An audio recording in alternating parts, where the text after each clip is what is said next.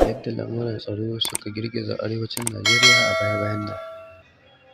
Yanzu dai Najeriya na fama da ƙaruwar munanan hare-haren 'yan bindiga, duk kuwa da tabbacin gwamnatin ƙasar ke bayarwa game da kafa zafafan matakan tsaro da take yi don shawo kan matsalar.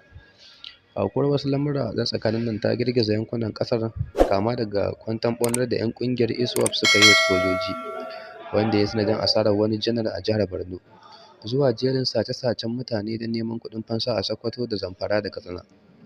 Ga kuma satar wasu 'yan mata 'yan makarantar sakandire da aka yi a jihar Kebbi, da kuma harin da wasu 'yan bindiga suka kai wata coci da ke jihar Kwara.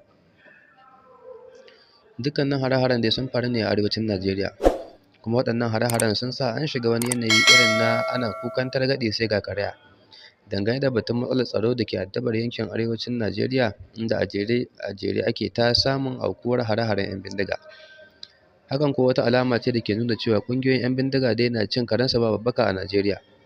A cewar Dr. Audu Bulama Bukarti, wani babban mai bincike kan harkar tsaro a Afirka, babban abin da ya fi tayar da hankali shi ne ɗaya daga cikin hare-haren nan a yankin arewa ta gabas ne, inda aka kashe janar ɗin soja, aka kuma kwashe yara 25 a arewacin ta yamma, sannan kuma inda aka kai hari coci a arewa ta tsakiya yake, inji shi.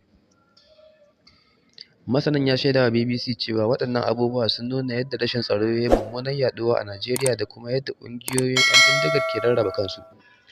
Wasu daga cikinsu suna cewa jihadi suke yi, ga waɗancan masu neman kuɗi, ga waɗanda ke jihar Kwara waɗanda ba a gama sanin menene manufofinsu ko su wane ne ke kai irin waɗannan hare-haren ba, inji shi. Ya kuma ɗora alhakin matsalar kan rashin magance ta tun daga tushe. Waɗannan 'yan bindiga, daga su na arewa ta yamma zuwa 'yan Boko Haram, har yanzu sojoji ba su ƙirƙiri dabarar kai musu yaƙi har gida da sojojin ƙasa da kuma na ruwa ba. Kullum jira ake sai sun kai hari, kuma a gaskiya ci gaba da ƙoƙarin kai kare hari ba zai taɓa kawo mana mafita ba wannan hali da muke ciki.